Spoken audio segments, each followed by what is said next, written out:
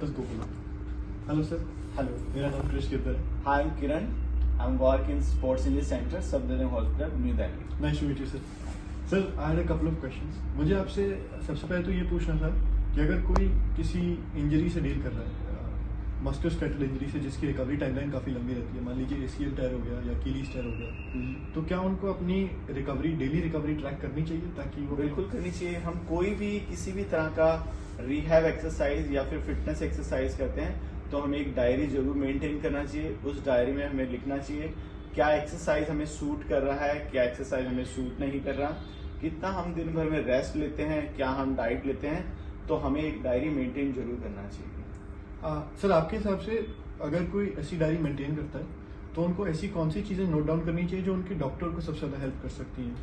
जिस भी एक्सरसाइज में पेशेंट को पेन होता है या फिर नॉर्मल कोई फिटनेस करता है उसको वो एक्सरसाइज सूट नहीं कर रहा तो उसको उस डायरी में मेंटेन करके अपने कोच को और अपने डॉक्टर्स को, अपने फिजियोथेरेपिस्ट को, अपने ट्रेनर को जरूर बताना चाहिए. सपोज करो कोई इंजरी है किसी को नी का, उसका सर्जरी हुआ है और वो आफ्टर 6 मंथ बाद ट्रेनिंग स्टार्ट करता है और ट्रेनिंग करने में उसको फिर से प्रॉब्लम आ रहा है रनिंग के अंदर या फिर जंपिंग करने में, स्क्वाट्स करने में, तो उसको वो 2-3 दिन देखना चाहिए. आइसिंग करेंगे, थोड़ा स्ट्रेचिंग करेंगे, तब भी वो सेटल डाउन नहीं होता तो तुरंत उसको डॉक्टर और अपने ट्रेनर को और अपने कोच को बताना चाहिए. उसी एक्सरसाइज को कंटिन्यू नहीं करना, क्योंकि एक ये भी कारण होता है कि कंटिन्यू हम किसी चीज को इजी ले लेते हैं. जी.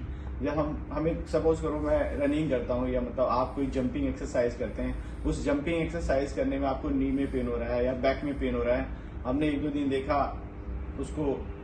देखा कि पेन हो रहा है कंटिन्यू, और लेकिन हम कंटिन्यू उसी पेन के साथ आगे चलते चले गए तो वो एक मेजर कारण बन जाता है इंजरी का. तो ये एक कोज है कि हम चीजों को इग्नोर करते हैं, अच्छे से वार्म अप नहीं करते, अच्छे से कूल डाउन नहीं करते, और जो भी छोटी छोटी इंजरी है उनको हम बड़ा कर देते हैं क्योंकि हमारा एक नेचर बन जाता है कि चलो यार बड़ा होगा तब देखेंगे, यार छोटे मोटे पेन अपने आप बॉडी सेटल डाउन कर लेती है. ये एक मेंटेलिटी होती है, लेकिन ऐसा नहीं होना चाहिए. शुरू से ही हर किसी को एक नोट बना के रखना चाहिए. एक नोट बनाइए, जहां पर भी जिस भी एक्टिविटी में आपको पेन होता है उस एक्टिविटी को स्टॉप करें और उस पेन को कम करने के लिए आइसिंग करें, डॉक्टर से मिलें, फिजियो से मिलें, उस छोटी सी इंजरी को बढ़ाना. जी. और सर, मेरा एक आखिरी क्वेश्चन जो है कि जो ऐसी इंजरीज होती हैं इनमें काफ़ी टाइम लगता है रिकवर होने में. जैसे मान लीजिए ACL सर्जरी के बाद किसी को 8 से 9 महीने लगते हैं वापस अपने स्पोर्ट में जाने में, तो जो एक वो मेंटल स्ट्रेस रहता है एक एथलीट के ऊपर, क्या आपको लगता है ट्रैक करने से वो भी बेटर हो सकता है? बिल्कुल. देखो, मेंटल स्ट्रेस होना बहुत लाजमी है. बहुत मतलब कोई बंदा स्पोर्ट्स में इतना एक्टिव रहता है, रोज ग्राउंड में जाना, दोस्तों से मिलना, अपना एक्टिविटी करना, तो जो एक्टिविटी करके उनको हाई मिलता है वो एकदम से बंद हो जाता है. बिल्कुल. इंजरी के बाद आदमी बेड में आ जाता है एक रूम के अंदर, मतलब सभी अपनी सुविधा के हिसाब से उनको हेल्प करेंगे, मिलने आएंगे, लेकिन कहीं ना कहीं उसे बहुत टाइम अकेले स्पेंड करना पड़ता है. आजकल फोन है, फोन के साथ थोड़ा, लेकिन कहीं ना कहीं उसको जो मेंटल प्रेशर बनता है उसका जो वो एक्टिविटी नहीं कर पा रहा, तो उससे निकलने के लिए सबसे पहले तो उसको रिहैब अच्छा करना चाहिए.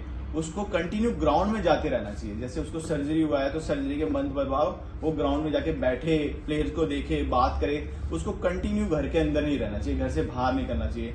जो भी एक्सरसाइज वो कंफर्टेबली कर सकते हैं, जैसे थोड़ा बहुत अपर बॉडी एक्सरसाइज कर सकते हैं बैठ के या लेट के, कुछ एक्सरसाइज कर सकते हैं, कुछ ब्रीदिंग एक्सरसाइज कर सकते हैं, कुछ बुक पढ़े. अपने आप को कहीं बिजी रखना चाहिए इंसान को.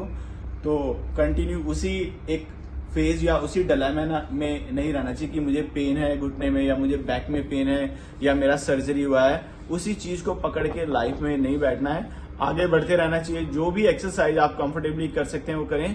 आप 1 मंथ के बाद चलना स्टार्ट कर सकते हैं, ग्राउंड में जाना स्टार्ट कर सकते हैं. डॉक्टर से भी आप थोड़ा सा परमिशन मिल जाती है आपको, और फिजियो भी आपका मतलब अच्छा हो तो आपको काफी अच्छे से रिहैब करा सकता है.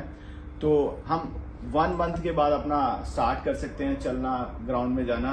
उसके बाद जो भी रिहैब एक्सरसाइज है वो आप कंटिन्यू रखेंगे, और 6 मंथ के अंदर प्लेयर को बहुत अच्छे से कॉन्फिडेंस आ जाता है. अगर वो खुद मतलब अपने आप को अच्छा फिट मानता है और मतलब अच्छे से रिहैब करता है तो 6-7 मंथ में वो दोबारा अपने गेम में जा सकता है. लेकिन प्रॉपर टूर्नामेंट खेलने के लिए कोई भी किसी भी तरह का तो उसको 1 साल चाहिए होता है, लेकिन 6 मंथ के अंदर उसको इतना कॉन्फिडेंस आता है कि वो अपना दोबारा से एक्टिविटी करने शुरू कर सकता है. सर, आपके हिसाब से जैसे आपने बोला कि एक डायरी में एक्सरसाइजेज लिखनी चाहिए जो दर्द कर रही हैं और जो एक्चुअली में बेहतर फील करवा रही हैं, एक्सरसाइजेस के अलावा कोई ऐसी चीज़ है जो किसी पेशेंट को सोचनी चाहिए जिसके बारे में, और जिसको उसको लिखना चाहिए और ट्रैक करना चाहिए? हाँ बिल्कुल, अगर कोई भी पेशेंट को किसी भी तरह की इंजरी, मतलब पेशेंट तो इंजरी के बाद ही, बिल्कुल।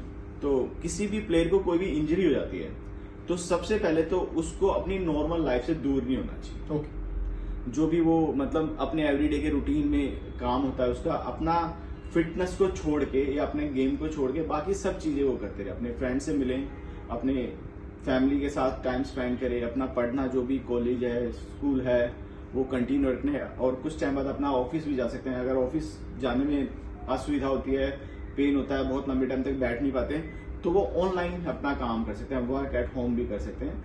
और एक ये भी बहुत बड़ा कारण होता है कि पेशेंट मेंटली प्रेशर में आ जाता है, क्योंकि जो फैमिली होती है उनको ये लक्षण हो जाता है तो उसको हम बहुत बड़ा ले लेते हैं। लेकिन स्पोर्ट्समैन के साथ इंजरी और छोटी मोटी सर्जरी उनके दोस्त की तरह लाइफ भर चलते रहते हैं। जब तक वो गेम खेलेगा तब तक उसको कोई इंजरी ना हो, ऐसा हो नहीं सकता। कोई छोटी इंजरी होगी, कोई बड़ी इंजरी होगी, बड़ी इंजरी होगी तो हमें सर्जरी कराएंगे, रिहैब करेंगे, हम दोबारा ग्राउंड में जाएंगे, फिट होके हम फिर खेलेंगे। तो हमें हमेशा मेंटली स्ट्रांग रहना चाहिए।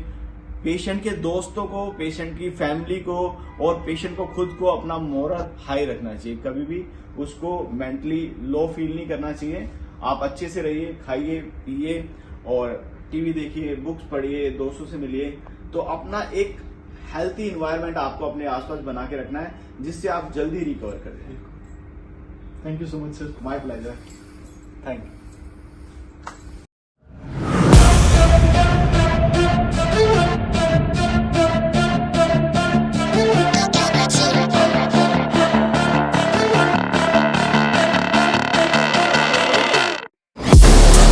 Inside of me, you better watch out. If your enemy's a road ahead, a full prophecy to be the greatest beast the world has ever seen. I feed him every day like the bones clean. I feed him all the hate and he grows me, and he gets cause real big, pissed off quick. And if you cross him, you might drop dead. Metaphorically, of course, settling the score, never getting bored. Loves of blood and gold, always wanting more. Freedom from the source, they don't really listen until they feel it for the party. And if you start shit, you be heartless in the darkness. Torn apart quick, you left scars ripped, you be chewed up and discarded.